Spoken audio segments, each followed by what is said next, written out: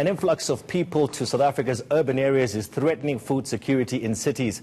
Gauteng has a population of over 14 million, followed by KwaZulu-Natal with over 11 million. Now, what kind of contribution can urban farming make to the agricultural industry, and what are the benefits? I'm joined by Dr. Michael Magondo from it's an urban agriculture initiative, and it's called Wouldn't It Be Cool? I love that title. Who came up with that?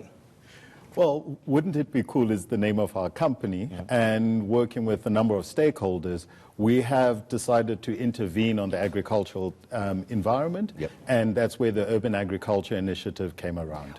Explain to us, what is urban farming? So, urban farming, urban agriculture, it's agriculture, but within an urban environment. So you can imagine the biggest constraint that's there is you don't have the typical key resource that most farming or agricultural environments have, which is vast spaces of land. We've got to try and do this in very small areas within urban spaces, but produce the same agricultural outputs as typical agricultural ecosystems. Okay. In South Africa, is there a lot of urban farming taking place? So there has been, and I think we've cottoned on to the term urban agriculture, but there's always been agriculture happening around the urban spaces. What has started to change is the amount of technology being applied to it, and that's improving the efficiency and the productive output of many of these operations to a point where they're competing with established larger commercial operations. Okay, give us a couple of examples, because I know you're involved with quite a few operations in Gauteng. Yeah, so one of the projects that we currently have is an inner city incubator that runs within the inner city of Johannesburg. In that space, the initiative that we've run over the last year is to help young entrepreneurs come onto rooftop farms where they get a 200 square meter operation, and from that you would be surprised at what kind of output each farm, a 200 square meter farming operation, can produce anything from 300 to 500, and with the new technologies now we're seeing 900 kgs a month of produce coming out of such an operation. So it's about density, isn't it? Absolutely. It's about the ability to increase the number of plants that you can grow within a very small space, but also reduce the dependency on other critical resources. We consume 95, 98% less water than open field farming. 95, 98% less water. Absolutely. So you can imagine a typical 1 hectare plot, the amount of water consumed, the sort of typical consumption for a 200 square meter farm would be so minute. It's similar to putting a small bed sitter in a building, and they consume nothing more than that. Does this also give an advantage when it comes to you can grow crops all year round and your harvest times? And I think that's spot on. You know, one of the critical things that we've seen is the ability to give much better entrepreneurial outcomes for the farms established. And we do this by making sure the farmers are growing out-of-season crops. And what that does is it means those crops are either being imported into the country, or many of those crops have high seasonal prices because they're out of season. And so we can grow the sort of crop varieties that are out of season any time of the year, and improving the economic outcomes for our farmers. So this urban agriculture, there's also vertical farming, which seems to be taking off around the world. Explain to me what vertical farming is. So in a quest to improve the density, the plant density in a space, so in 200 square meters, we're able to achieve between 3,500 and 7,000 plants in that space. Now, to do that means that we cannot just depend on planting just on 200 square meters, so you start to go up. So we have plants that grow at different levels within that 200 square meter space. In other spaces, when you increase that density, you can grow in a warehouse where you are able to achieve anything up to 10, 15 tiers of plants in a vertical context. That's improving the sort of plant density that you can achieve.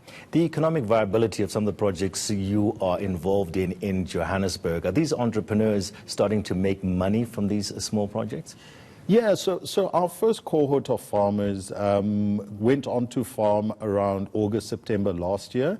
Many of those farmers are turning over between 15 and 25,000 rand a month, and many of these were young entrepreneurs who didn't have any other activity prior to this.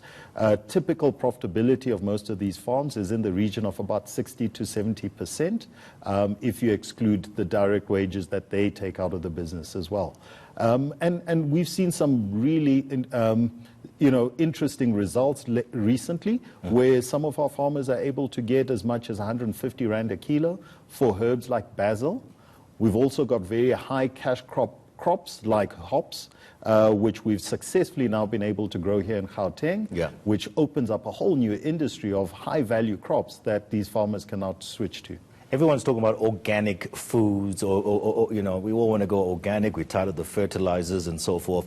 Obviously, this lends itself to more organic farming or more organic crops.